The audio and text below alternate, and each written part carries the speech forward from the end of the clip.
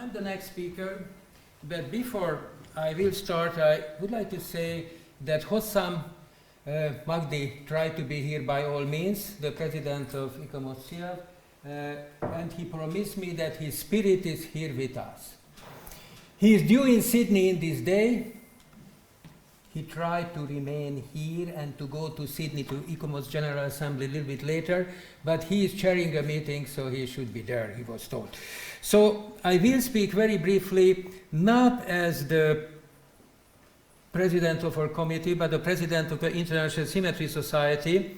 Please know that Euclid used this term in geometry, and please see Vitruvius used 93 times this term as proportion. Symmetria is not mirror symmetry. Symmetria is common measure, and Vitruvius described that the climate change requires symmetry change, which we discussed yesterday. Okay, I was lucky many times because as a Hiroshima Congress, it came out that the revolution, the nano-revolution was started, and Iijima, who will get the Nobel Prize, I hope in a bad year, he explained that from the traditional basket weaving, Japanese basket weaving, he could make it. I was again very happy after our next Congress in Crete. I will organize with this gentleman to the right side our next Congress. You are very much welcome. This is Dénes Nagy. He earned the Nobel Prize alone.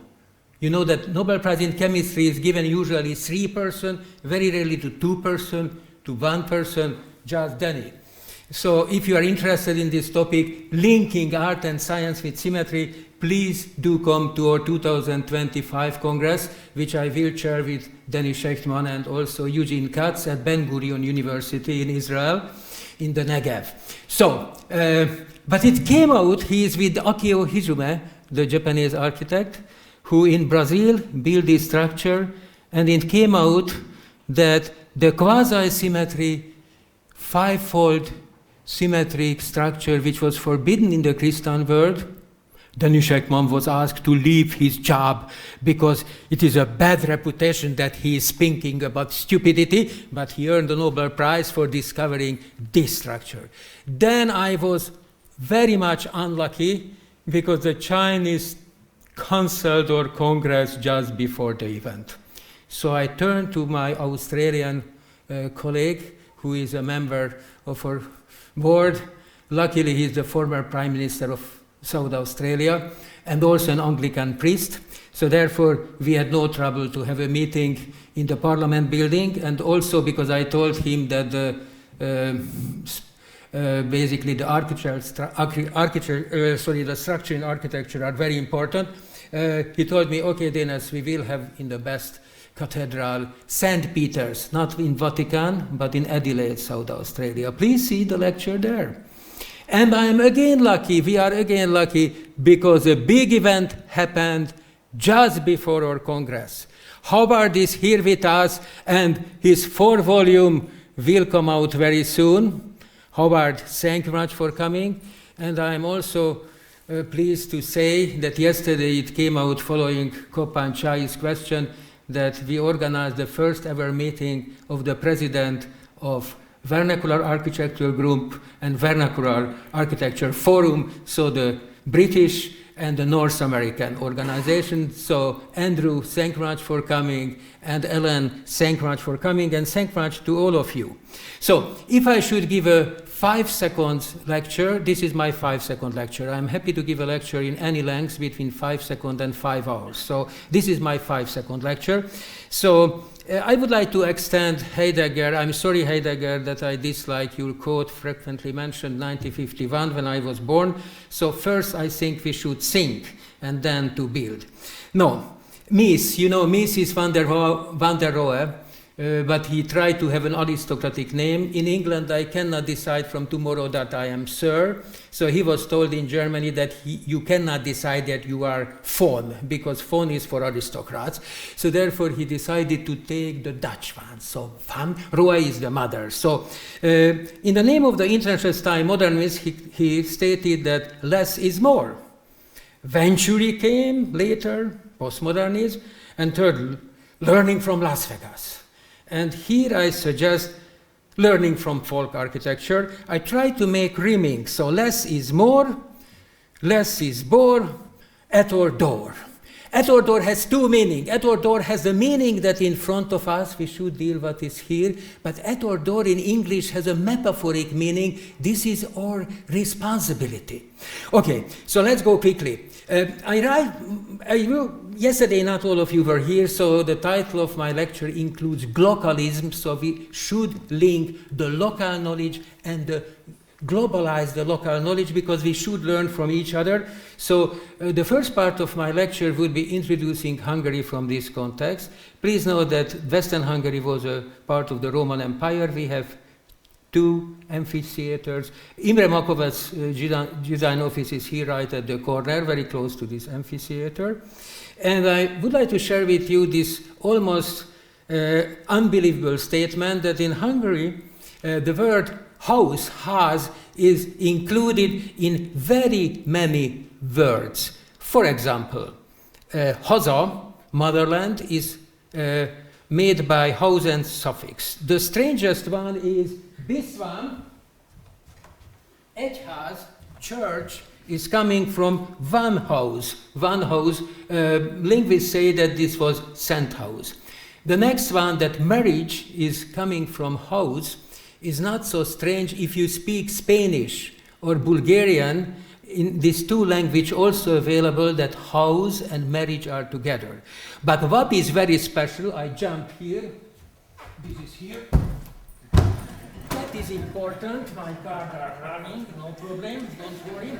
So, I will make this one. So, what is important, that before marriage, we are going to háztűznézés, seeing the fire of the house. Zoran just mentioned László Varga. I will go back to this topic very soon. In short, in Hungary, the typology of the Hungarian folk houses was made with the help of the fireplace. This is the best, because the fireplace is the center of everything. Okay, let's go further. Where is our Swedish colleagues? Yes. Ladies and gentlemen, first of all, I believe folk architecture started in Hungary because Stephen I, Saint Stephen, decided in his book 2, chapter 13, that every 10 villagers are obligated to build a church.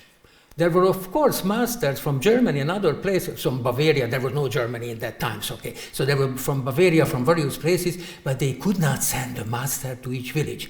And especially for our Swedish, Scandinavian, and other people, would like to say that please see this.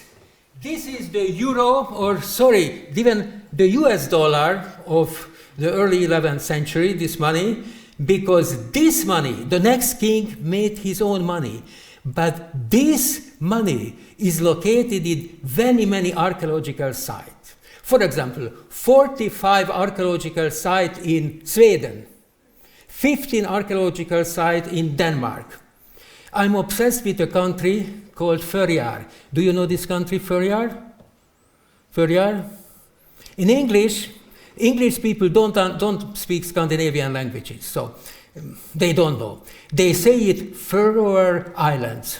They don't know that Oyar means islands. So the correct name would be Faroe Islands, or just Føroyar. This is between Norway and Iceland halfway. There is Hungarian money there from the 11th century. But also in Russia, in Estonia, elsewhere. I don't know how this 11th century money reached these places. And please see the work of the Hungarian goldsmiths. Okay, I hope that you will find the name of a Hungarian village in your native language. Frankly speaking, I don't know what was the secret of arts and crafts people, but in Swedish it is kusk. But in Swedish it doesn't mean the four-wheel carriage, am I correct? But this is the coachman. And I apologize to Korea, Japan, and if there are African people here, because in those languages, this means the Oxford slang, that the coach means not only the four-wheel carriage, but the tutor who carry the students through exam, or the coach. So the baseball coach in Japanese is kocha. Am I correct? In Korean, kochi. Is it correct? Yes. In Swahili, kocha. Okay, so this is a Hungarian village, and route from Buda and Vienna. No. I turned to our British guest. Is this person? No? No? Because he made the Industrial Revolution indirectly. Do you know this name?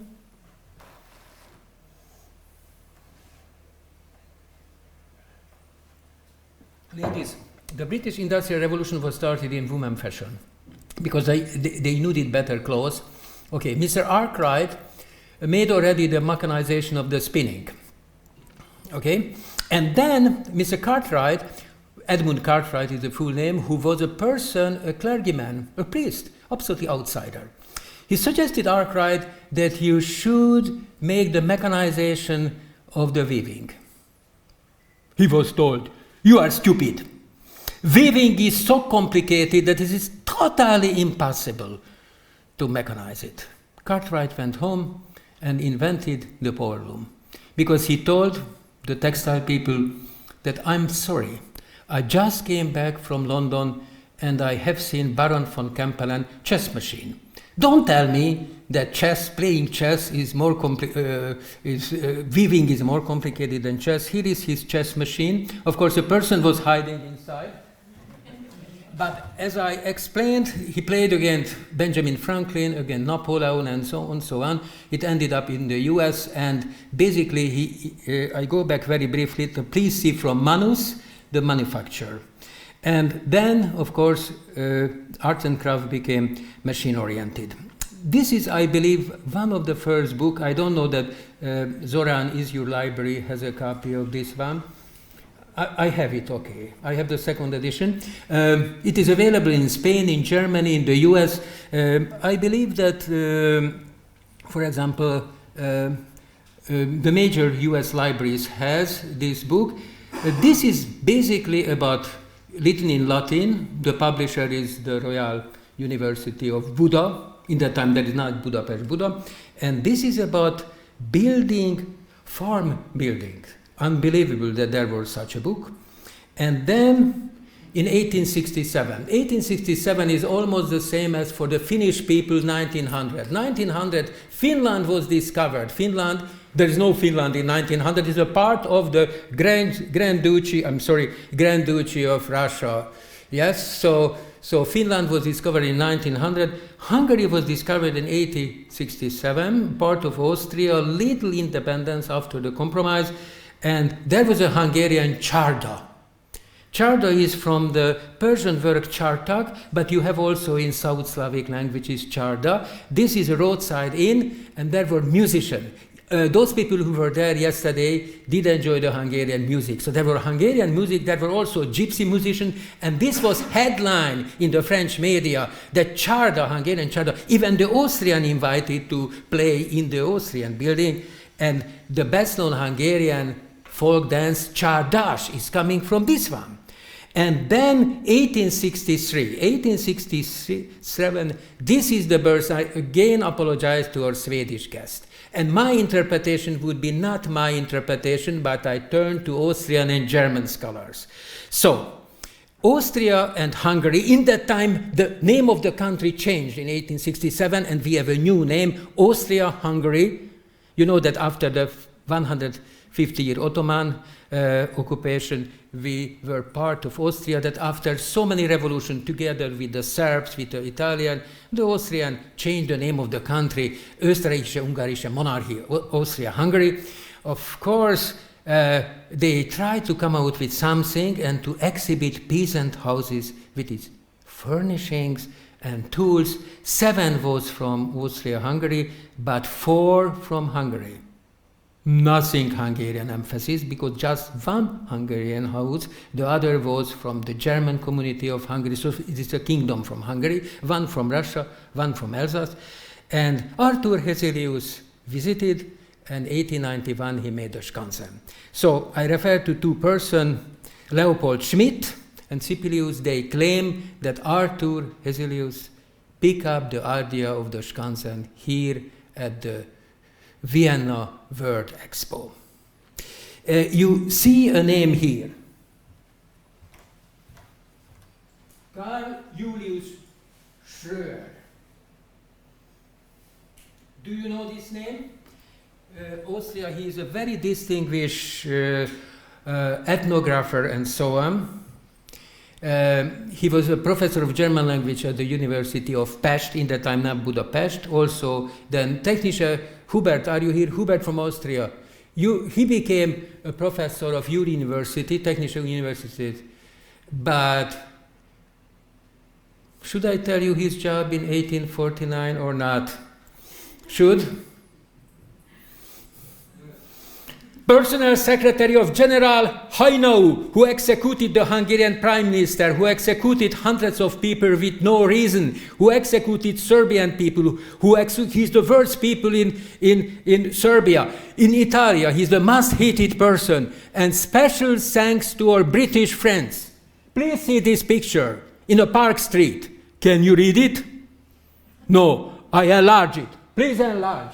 An international incident occurred here, 1850. General Haynau, the Austrian butcher, was recognized and tagged by Burry and Perkins Dryman, and he was beaten very badly, whipped, and so on. General Haynau rushed to a charda, there was no Hungarian charda, so a British charda, hiding under the table and so on. Austria tried to make an official complaint, but then they realized that they will not make a complaint because Haynau, so much disliked person who executed so many people, it is better to be quiet, he was beaten and so on. Thank you very much, Great Britain, for helping to beat that bastard. Oh, sorry, Austrian butcher, this is the British name.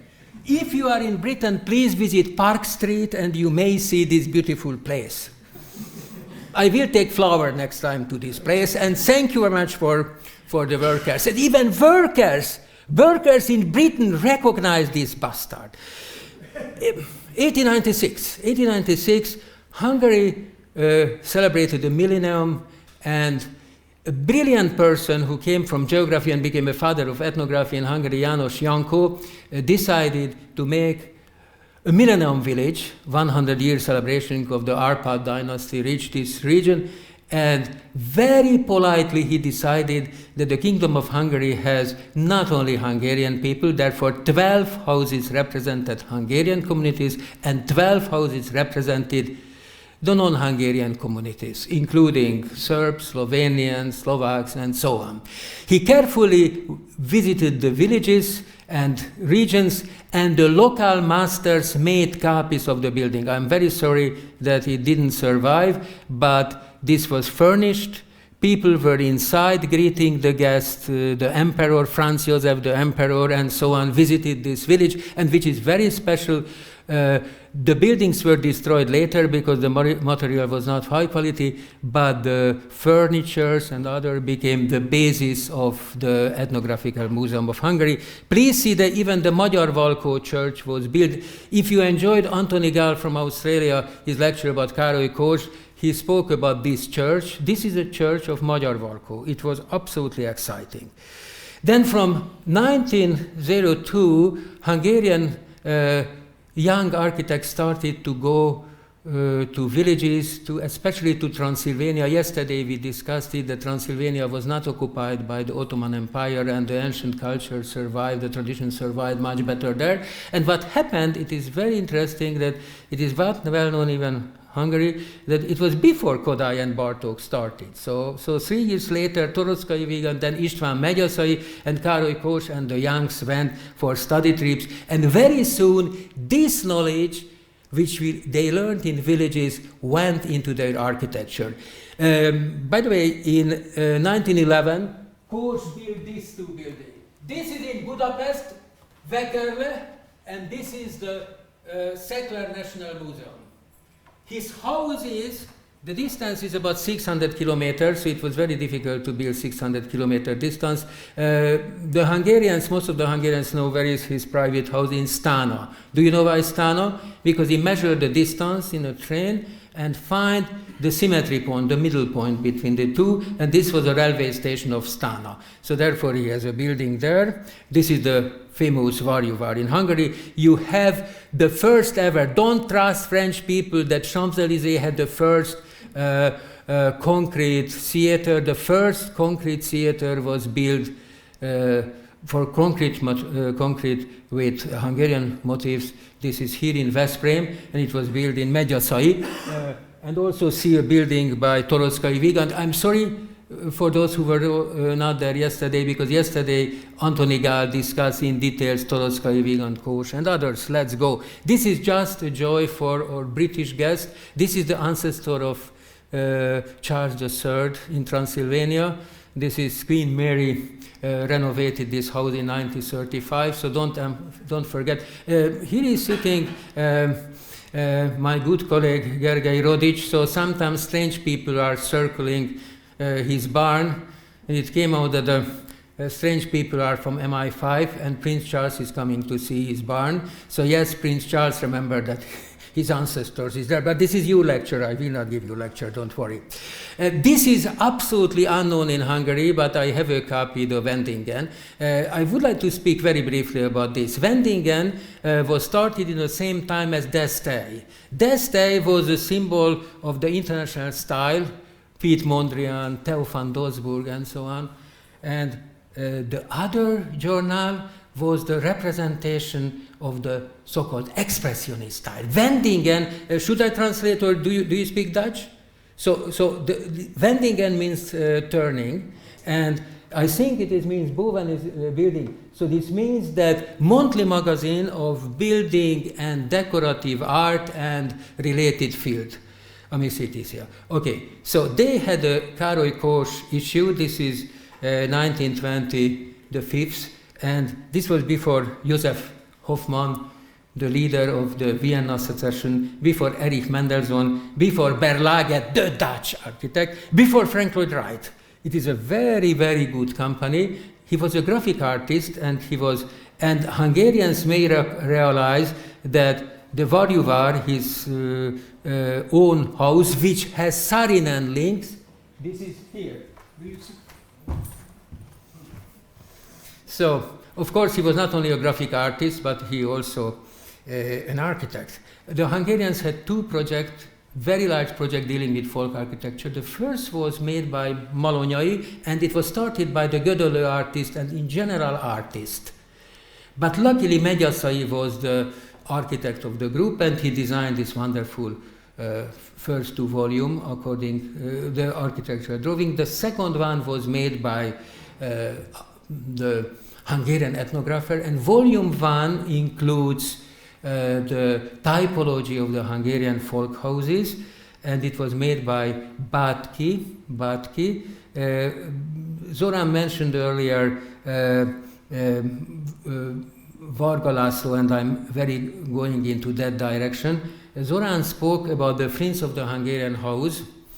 Yesterday I spoke also about this, that this is a little bit earlier than Vernacular Architecture Group, but unfortunately it was dissolved after World War II, and as I mentioned here, that Jenő Padányi Gulyás went to the US and designed the Native Americans Museum. László Miskolci made a great career at Skidmore, Owings and Merrill, but what is very special, they had records of the Hungarian folk buildings, and when there was a huge flooding, they helped rebuild 17,000 houses.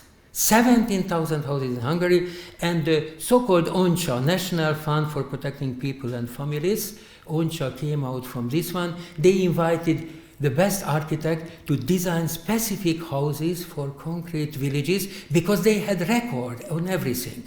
It was bombarded during World War II, and their archive was destroyed, but 10,000 houses were ONCSA houses helping people with this. Zoran spoke in details about László Varga, and he was a member of this team, and basically he was in charge of, sorry, I should drink, his historic monograph of 1940, and then with Miskolci went to Skidmore, Owings and Merrill. It was made very quickly, and basically he united three fields: architectural drawing, ethnography, and archive materials.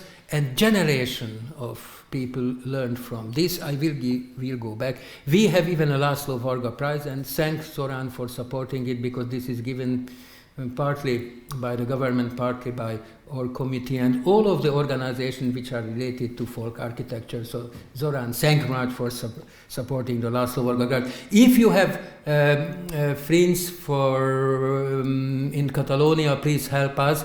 These Catalan investors purchased the house where he lived, and his memorial table disappeared. I'm going to demonstrate again Catalonia. No, the Catalonians already know that they are in a big trouble, because I started the auction, so they promised me that maybe they will redesign.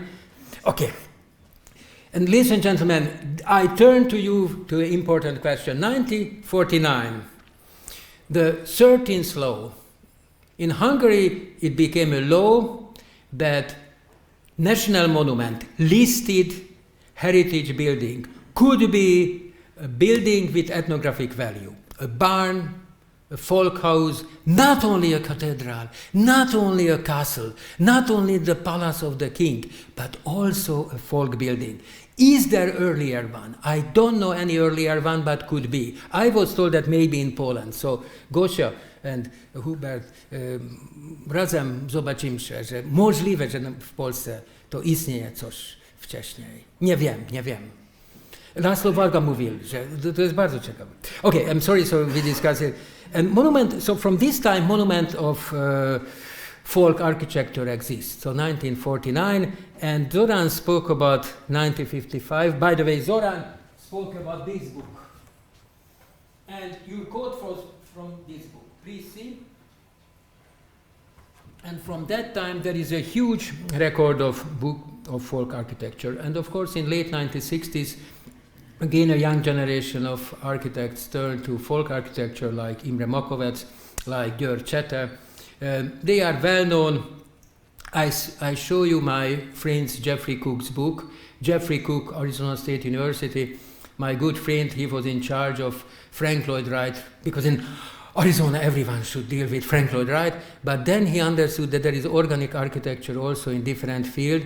I helped the publication of this book, but he started this without me, so I didn't influence him, but just I learned that Jeffrey Cook is dealing with Hungarian organic architecture. This is his book. And it was published in 1996. He is not with us because I was eager to invite him, but he passed away not too long ago. By the way, I mentioned to Hungarian, he was very close to the Oldjai brothers, so he invited the Oldjais to Arizona frequently. Imre Makovec's famous building. It is Lendava, Borut and Andrea. Do you see Lendava? Makovec tried to reconstruct the lost heritage in the theater. This building didn't exist, but we have, and of course, the famous Sevilla Expo. Here is my good friend György Csete, and in 1974, the Hungarian Open Air Ethnographic Museum was it. Sorry, the Hungarians could be stupid. They nickname it Skansen with Z or Z, not with S. So it is not Skansen in Stockholm, that island, but it is Skansen. I hope that many of you will visit together with us. This is a must. They have a fascinating publication record. They have annual volume. And Zoran already covered this topic, but very briefly, in 1971 was the first idea that there will be annual maintenance lump sum to owner of building of folk architecture. Then in 1974, there was a Council of Ministers program. They supported to purchase and renovate those buildings where the owners had no possibility to do something with the building, and therefore the so-called tájházak, country house museums were born. In the 200 new country house museum was born. There is a Torocko project, and maybe I should discuss the Torocko project with Jan in Transylvania. By the way, supported Zoran. It is not directly the Hungarian government, but District 5 of Budapest started it with, if I am correct. And Zoran discussed already the 2017, so the NEPI építészeti program, folk architecture program, when people who own such buildings may apply for grant. At time being, it is operated by the Teleki Foundation. And there is a huge record of teaching folk architecture in Hungary. And I would like, István Figyula, I called him before arriving here. he sends he's living very far from Budapest in an island, so he could not come, but he has 2 world records, I believe. He made folk architecture a compulsory course because László Varga and other people already had related programs. But from 1985 in Hungary, it is a compulsory course for students of architecture. Zoran, please correct me if I am wrong. So the first half of the year is prehistoric architecture, and the second half is folk architecture, and this is the textbook. The EBL dean was there yesterday, Anthony Gall from Australia. The EBL has student circle dealing with folk architecture, very high level. A terminology. I know that it's a terrible story that to deal with terminology, but there are more than 20 expressions which are used. Please, I put question and answer. It is very popular, architecture without architects. It is a good joking term, do you agree? I have a question to the general public. Let's ask people who is an architect. I think that most people would say an architect is a person who has a degree, at least a college degree. So I show you architecture without architect. Frank Lloyd Wright's Falling Water, Le Corbusier's Rocham-Champel, the Pan Am Building, Gropius, and of course the Toronto Center. Andor is not happy with remark. These people had no degree in architecture. None of them. The only one who studied architecture a little bit, this was Gropius. But after 2 years, Gropius quit. So he completed 4 semesters. So therefore, we should be careful. Of course, he was a professor of Harvard University. Mies was a professor of Chicago University. But they had no degree in architecture. So therefore, it is a complicated issue who is an architect and what is an architecture without architect. Just a remark, do you know that 3 of them worked in Peter Behrens' office in the same time? So Corby, Mies van der Rohe, and Gropius was working with Peter, do you know Peter Behrens? Just Frank Lloyd Wright was missing from the big 4. Okay, terminology. This is the first ever ICOMOS conference on folk architecture. Can you read it? If you cannot read it, I show you the trouble that the box uses national architecture, the title page of the volume, People Architecture, and the opening lecture by Gazola is Folk Architecture. If you see the Slovak Ludová Architektúra, am I correct? Ludová Architektúra, this is everything. So I have this volume, the 5 volume. So again, the box has, you see, protection, small misprint, national architecture, the cover, People's Architecture, Gazola's opening lecture, first symposium on the problems of protection of folk architecture. So, what is the best term? There were many, many terms. I believe that folk architecture is a little bit narrower than vernacular architecture because folk architecture, usually we believe that this is related to villages and built by peasants. It is a fuzzy concept. And I absolutely disagree with Kingston Hayes, who claimed that vernacular architecture and regional architecture, these are the same. Here is the quote that he believes. I believe that it is incorrect. My understanding is that vernacular architecture was introduced in Great Britain, which was industrialized early enough, and there was no strong folk culture.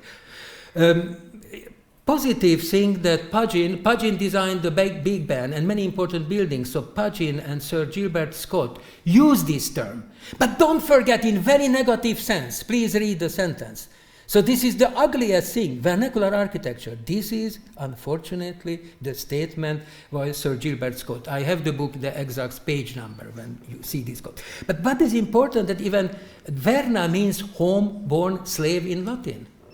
Then French encyclopedia relates vernacularis to exotic diseases. But luckily the linguist helped this problem, and I'm going back to ancient time. There was a polymath, Roman polymath, Varro, you know the name of Varro, who wrote about many things, and he was the first person who started to speak about verna, as there are vernaculists, there are native expression, and there are foreign expressions. So this became a linguistic term, and I understand the usage. Let's turn to folk architecture. This is a British expression. William Thoms, a very distinguished writer, came out, folk plus lore, folklore. And suddenly folklore, folk music, folk dance appeared. It is true, Andrew has a note in his paper that the German discredited this term. You know, the famous Nazi Germany that ein Volk, ein Führer.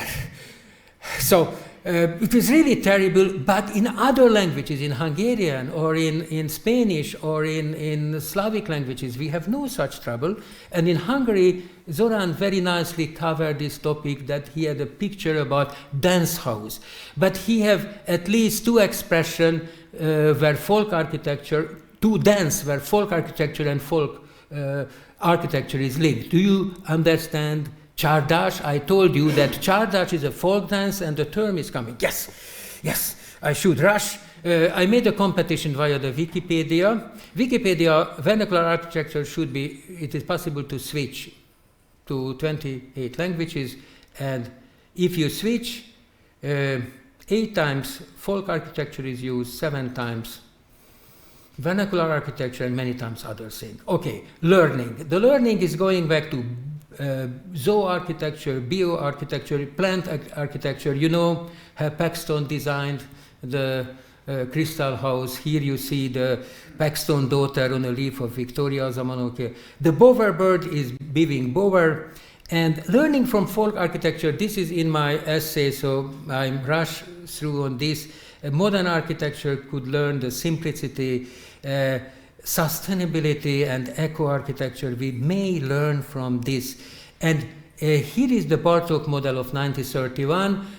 People from Slovakia and Czech Republic, Bartók gave a lecture in Bratislava in 1931, or Pozsony in Hungarian, and he explained that any person any composer should deal with collecting folk music. This is an important task, but then it is necessary to arrange the folk music for concert performance. There are 2 levels of arranging, just as it is, or a little bit as a motetta, modify it. Then it is necessary to imitate it, and finally it became a mother tongue or the mother language of the composer. Károly Kós made the same thing in architecture, and genius loci, or in English, genius loci, you know, it was used already by the Norwegian architect Norbert Schulz, but he is not the first. The first person who used it, nullus enim locus sine genio est, I made a research. Who was the first one who came out? This is Servius. Don't say Servius, you should say Servius the grammarian, because many Roman people were called Servius. So he was the first one. Here is the locus where he used it. And the first person who used for architectural purpose was the British poet Alexander Pope. And Alexander Pope was not only a poet, but he was also a leading garden designer. So, ladies and gentlemen, we are together here, and I hope that we may repeat this meeting, as I suggested yesterday, each 3rd year. We should have an East-West forum to learn from each other, and we have a big task. I started together with our community program, the Traditional Architecture Summer Camp, and this task has a big task. Thank you very much.